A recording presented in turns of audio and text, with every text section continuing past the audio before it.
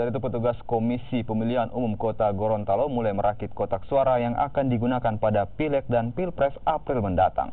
Kotak suara yang dirakit ini berjumlah 2.819 unit.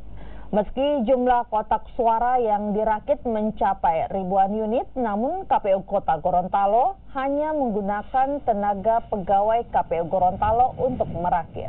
Perakitan 2.819 kotak suara ini diperkirakan akan selesai dalam waktu 4 hari. Sementara untuk mengantisipasi kerusakan kotak suara yang didesain dari bahan kardus ini, KPU Kota Gorontalo langsung membungkus dengan plastik setiap kotak suara yang telah selesai dirakit dan disimpan di tempat yang kering.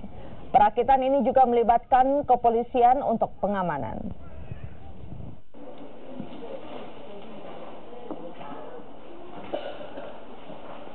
Yang melakukan perakitan pegawai di KPU Kota, jadi ya tidak menggunakan yang lain dari yang lain, hanya pegawai yang sudah ada. Karena kami sudah uji coba tadi, mudah-mudahan agak mudah merakitnya, mudah-mudahan cepat dan kita selesaikan sesuai dengan perkiraan waktu 4 hari.